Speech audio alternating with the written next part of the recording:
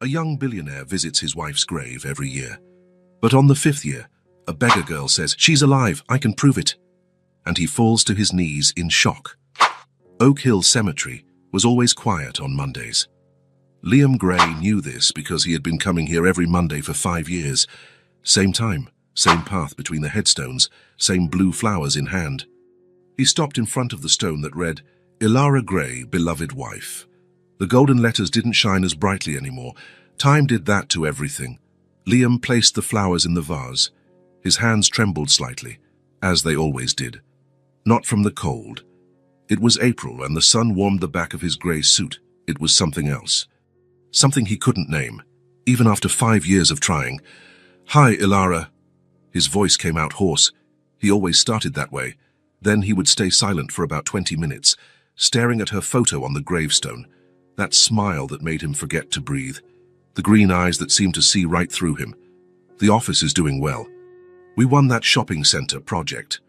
He spoke slowly, as if she could answer. "You always said I could do it." A light breeze rustled the trees around him. Liam closed his eyes. For a second, he almost managed to pretend she was there, listening. "I still don't know how to move on." The words came out softer now. "Everyone says 5 years is enough time. That you would want to see me happy. But I don't know how to be happy without you." He opened his eyes and looked at the photo again. Ilara was 28 when she died. A car accident on the road to his mother's house.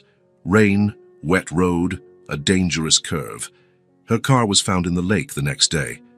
The body? Never found. No body, no way to be sure, the police had said at the time. But after 3 months of searching, they declared her presumed dead. Liam signed the papers because he had no choice, but a part of him always refused to believe. Today marked exactly 5 years. "I brought your favorite flowers."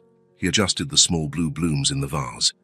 "I remember you saying they looked like pieces of the sky that had fallen to earth." A sound behind him broke the silence. Light footsteps on the grass. Liam didn't turn around. Other people came to the cemetery. He wasn't the only one with ghosts to visit. "Sir." The voice was small, a child's. Liam sighed and slowly turned. A girl stood a few feet away. Maybe 5 years old. Dirty clothes, disheveled dark hair, bare feet. A street child, obviously. They sometimes appeared in the cemetery, begging for money. "I have no change," he said, turning back to the gravestone. "I don't want money." Something in her voice made him stop. It was too steady for a child that young. Liam turned again. The girl was closer now. And he could see her face more clearly. The world stopped.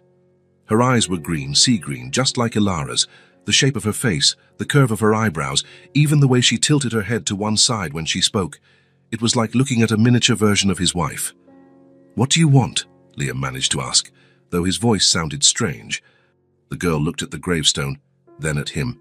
"She's alive." The words fell like stones into the cemetery's silence. Liam felt something icy run down his spine. "What did you say?" "She's alive. I can prove it." The girl spoke with a certainty that gave him goosebumps. No hesitation, no doubt, as if she were talking about the weather. Liam took a step back.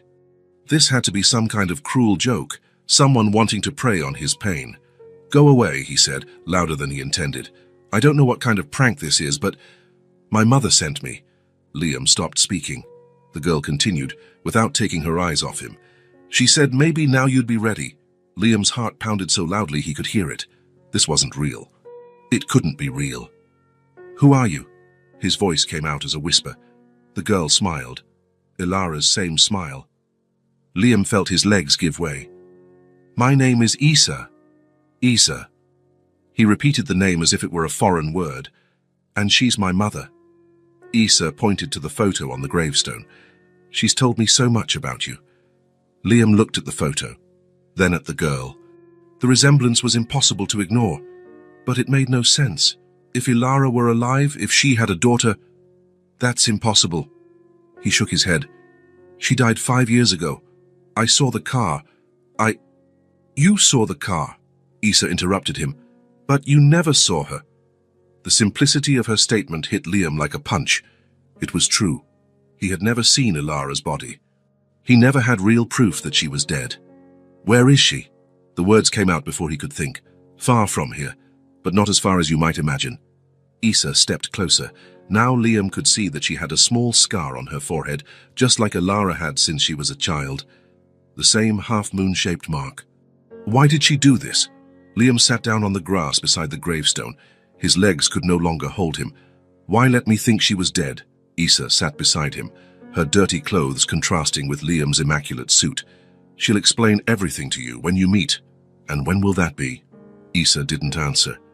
Instead, she reached into the pocket of her torn pants and pulled out something small and folded. A photograph. She sent me to show you this. Issa carefully unfolded the photo and held it out to Liam. His hands trembled as he took it. It was Ilara, older than he remembered, with a few grey strands in her dark hair, fine lines around her eyes. But it was her, smiling at the camera, holding a child on her lap, a child who looked exactly like Issa. Liam felt something warm slide down his face, tears he hadn't cried in years. She's real, he whispered. She's really her. Mother said maybe now you'd be ready, Issa said softly. Ready for what? To know us for real, not as a fantasy or a memory. As real people. Liam looked at the photo again, then at Issa. The likeness was undeniable now. You're my daughter, he said. It wasn't a question. I am. More tears came. 5 years. He had had a daughter for 5 years and didn't know it. Mother said one day I would meet you, Issa continued. And now? And now? She thinks you're ready now. I do too. Liam looked at the little hand the girl held out, small, dirty but firm. He looked at the gravestone where he had put flowers every Monday for 5 years. He looked at the cemetery where he had come to mourn a death that might never have happened. If I go with you, he said slowly, and this is a lie. It's not a lie. Issa didn't lower her hand. She's been waiting 5 years, but she'll only appear if you truly want to know us for real. Us, me and her, not as a fantasy or a memory, as real people, with real problems, living real lives. Liam felt something stirring in his chest, something he hadn't felt in 5 years. It was small, fragile, like an injured bird trying to fly, but it was there. Hope. I want to know you for real, he said, and took Issa's hand. The girl smiled, Ilara's smile. Then let's go. They walked in silence along the cemetery paths. Liam looked back once, watching the gravestone grow smaller. For 5 years, that place had been the center of his life, the place where he came to talk to ghosts. Now, for the first time, he was leaving it with someone alive. At the cemetery gate, Issa stopped. Before we go, she said, there's one thing you need to know. What?